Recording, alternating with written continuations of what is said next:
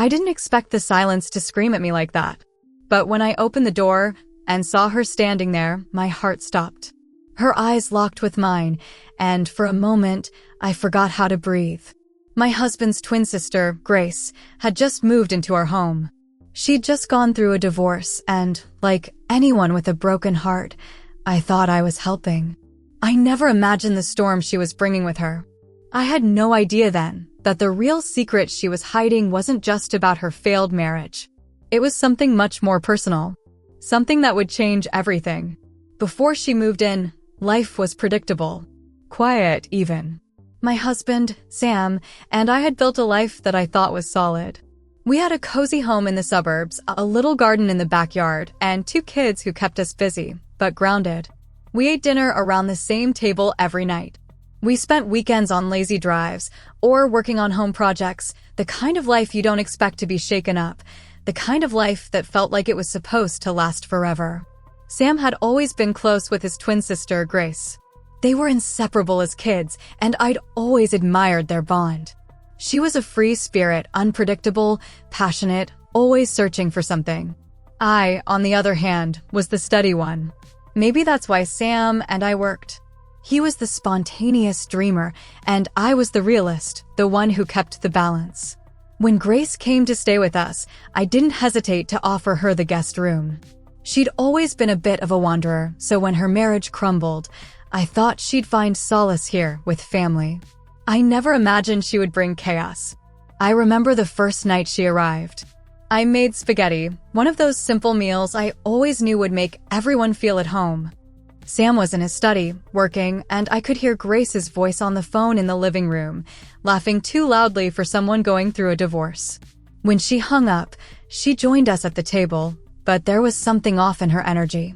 Something unsettling, but I couldn't put my finger on it.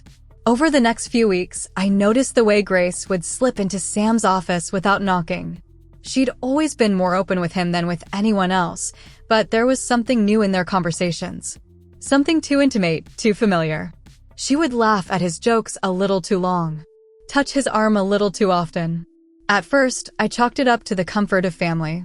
But deep down, a tiny flicker of doubt began to grow, something I didn't want to acknowledge. I went about my daily routine, thinking these things didn't matter. Grace was a guest in our home, and I was being a good host. Sam and I were solid. Everything would go back to normal soon. But then, one afternoon, while I was putting away laundry, I heard a sound in the hallway, a small voice, like a whisper. I froze. It was a child's voice. I didn't think much of it at first. I thought it was just my imagination, but then I heard it again, a soft giggle, followed by a small, hurried shuffle. My heart raced as I made my way down the hall, careful not to make a sound. The door to Grace's room was slightly ajar, and through the crack, I saw something I didn't expect. A little boy, maybe 5 years old, was sitting on Grace's bed, playing with a toy truck. Grace was sitting beside him, her hand resting on his shoulder, whispering something to him. There was a tenderness in her touch, but something about it felt wrong, like she was hiding something. I stepped back, pressing myself against the wall, heart pounding. I didn't understand. Grace had never mentioned having a child. Not once. She was supposed to be in the middle of a messy divorce, not a mother. I tried to convince myself that I'd seen wrong, that it was some child from the neighborhood or a friend's kid she was watching for the day. But the more I thought about it, the more questions crept in. When Grace came downstairs later, I couldn't look at her the same way. She smiled at me, talking about the divorce proceedings and how it had all been so dramatic. I nodded along, pretending nothing was wrong. But my mind was racing. Who was that child? Why had she never mentioned him? And more importantly, why was he hiding? The next day, the truth came crashing down. It happened so suddenly. I was cleaning the kitchen when I heard the sound of footsteps behind me. I turned around, expecting to see Sam. But instead, it was Grace, standing in the doorway, her face pale. "Can we talk?" she asked softly, her voice barely above a whisper. There was something in her eyes, something that made my stomach drop. Of course, I replied, though my voice felt distant, as if I was already preparing for something I didn't want to hear. We sat in the living room, the silence hanging between us like a thick fog.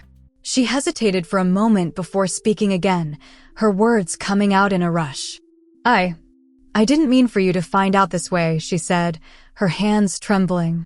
But I need you to know, the little boy you saw, he's mine. His name is Luke. He's my son. I blinked, unable to process what she was saying. Your son. I repeated, the words tasting foreign in my mouth. But why didn't you tell us? Grace took a deep breath, tears filling her eyes. I didn't want Sam to know. Not yet. I didn't think he'd understand. Luke's father, he's not someone Sam would ever approve of. And I didn't want to bring that into our family. I sat there in stunned silence, the weight of her confession sinking in.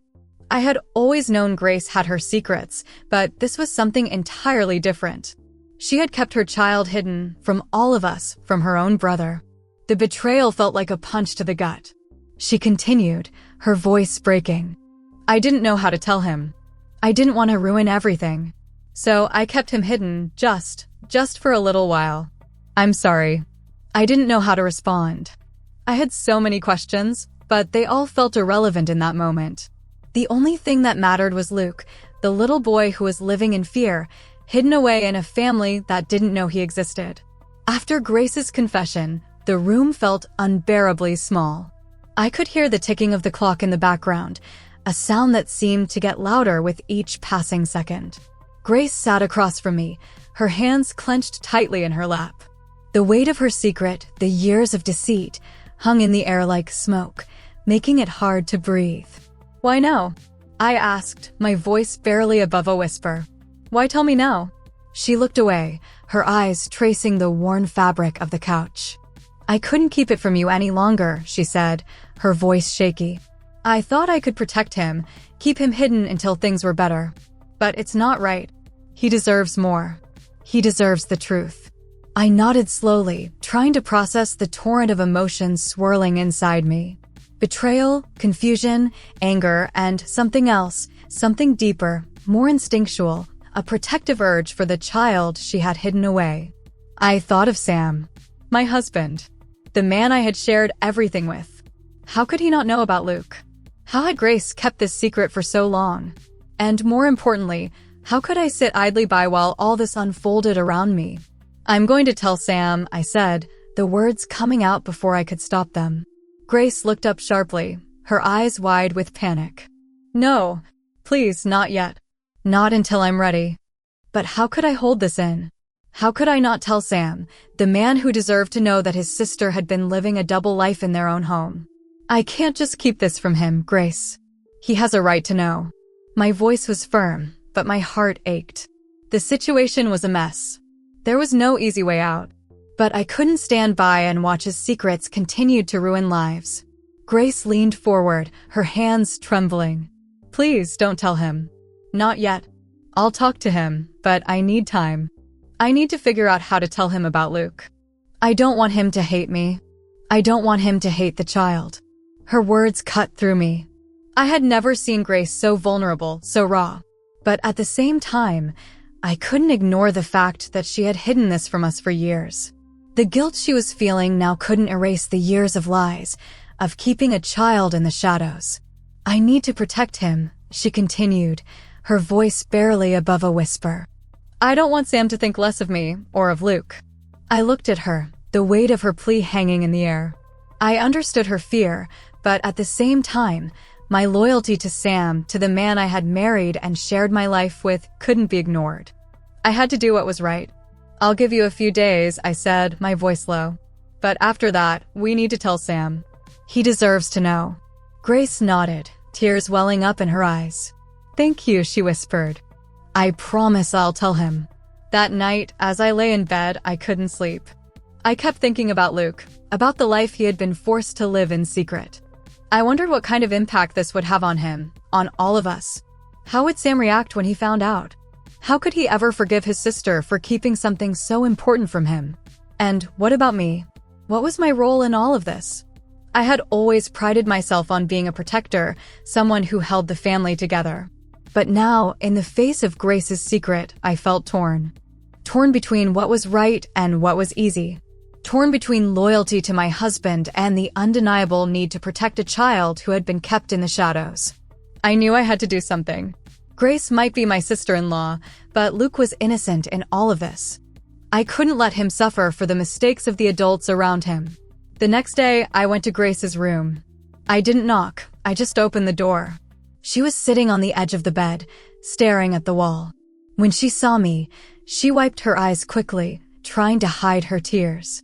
"Grace," I said gently, stepping into the room. "I need to talk to you about Luke. You know Sam can never find out from anyone but you, right? This isn't something we can keep from him anymore." She nodded, her face pale. "I know. I don't know where to start." I took a deep breath, trying to calm my racing heart. "Start by telling him the truth. He's your brother, Grace. He deserves to know about Luke. He deserves to be a part of his life." I could see the fear in her eyes, the fear of rejection, of judgment. But I also saw the love she had for her son. The love that was, in its own way, even more powerful than the fear. "I know," she whispered, wiping her eyes. "I'll tell him. But it's not just about me anymore. It's about Luke. And I don't want him to suffer because of my mistakes." I nodded, understanding her pain.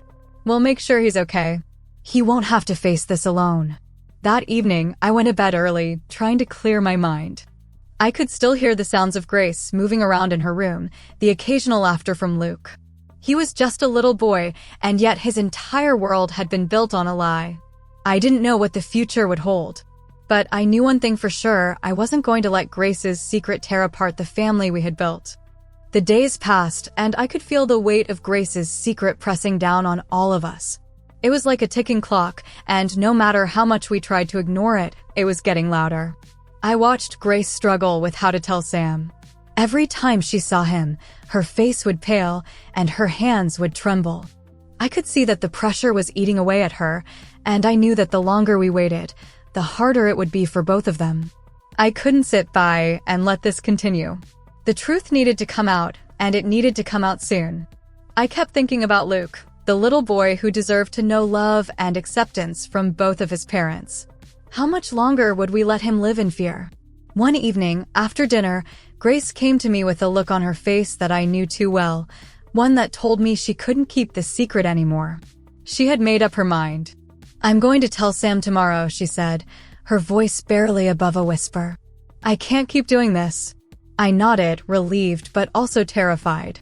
This wasn't going to be easy for anyone. It wasn't just the truth about Luke that would come out.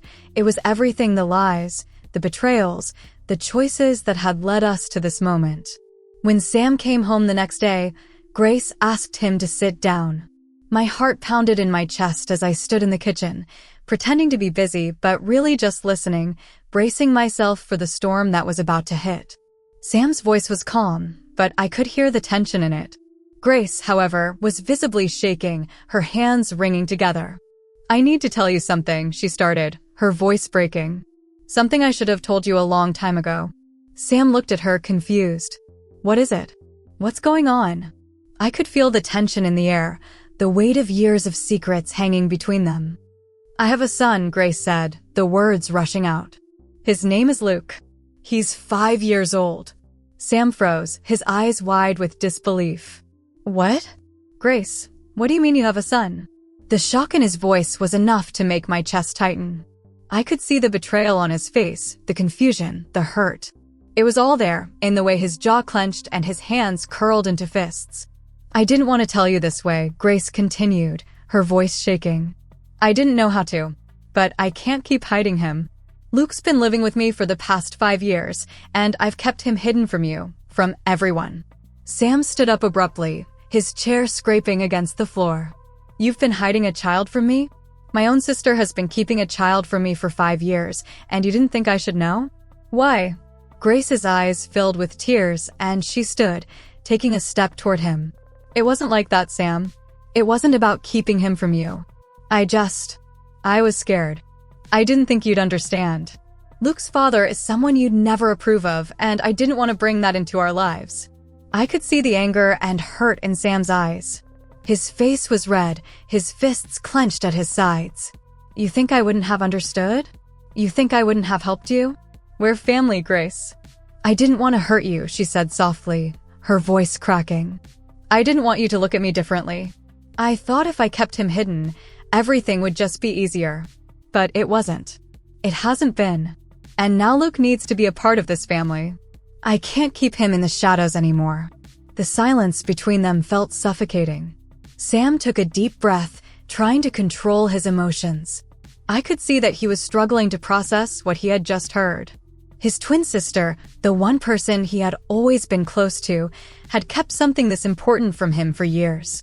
And not just that, she had kept a child from him. From all of us. I walked into the room, unable to stay out of it any longer. "Sam," I said softly, my voice steady despite the tension in the air. "I think we all need some time to process this. But Grace is right. Luke deserves to be a part of this family, just like any of us." Sam looked at me, his eyes filled with disbelief and hurt. How could she do this? How could she keep something like this from me? I stepped closer to him, placing a hand on his arm. "I don't know. But what matters now is that we're all here, and we can figure this out together. For Luke's sake." Sam didn't say anything for a long time. He just stood there, his back to us, looking out the window. Finally, after what felt like an eternity, he turned around, his face softening. "Where is he?" he asked quietly. "Where's Luke?" Grace wiped her eyes and stood up, walking toward the door. "He's in his room. I'll bring him down." When she returned with Luke, my heart broke. He was just a little boy, so innocent, so full of life, and yet he had been carrying this weight on his shoulders, hiding from the world. He stood behind Grace, looking up at Sam with wide, uncertain eyes. Sam knelt down in front of him, his face softening. "Hey, buddy," he said, his voice gentle. "I'm your Uncle Sam. I'm sorry I didn't know about you. But we're family, and that's never going to change." Luke looked at him shyly, his small hand clutching Grace's sleeve. For a moment, I thought he might pull away, but then he stepped forward slowly, reaching out toward Sam. The tension in the room eased just a little, but I could still feel the weight of the past few days hanging over us. This wasn't over. The truth had come out, but it didn't mean everything was fixed. Sam's heart was broken, and Grace had a long road ahead of her. But for now, we could take one small step forward. The days after Sam learned about Luke were strange, awkward even.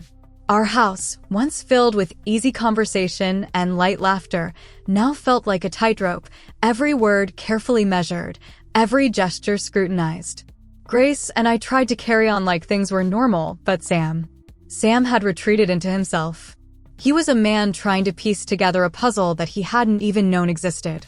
And Luke, the little boy at the center of all this, remained a quiet presence in the corner, almost as if he could sense the tension and was doing his best to stay invisible. I could hear Sam at night, tossing and turning in bed, his thoughts racing. He'd ask me things like, "Why didn't she tell me? Why would she keep this from me?" And I could never really answer him. The questions felt too big, too tangled. I wanted to explain Grace's fear, her shame, but I knew it wouldn't ease his pain. Nothing would.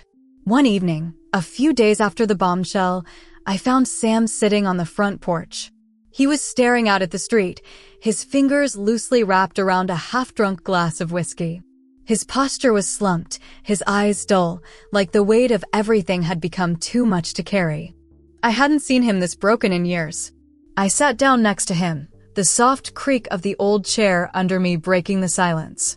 He didn't say anything for a long time.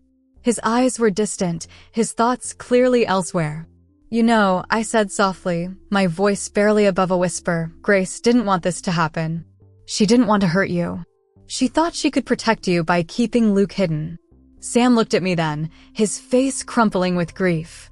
"I don't know what to do with this, Cheryl. I don't know how to look at her the same way anymore. I can't wrap my head around it.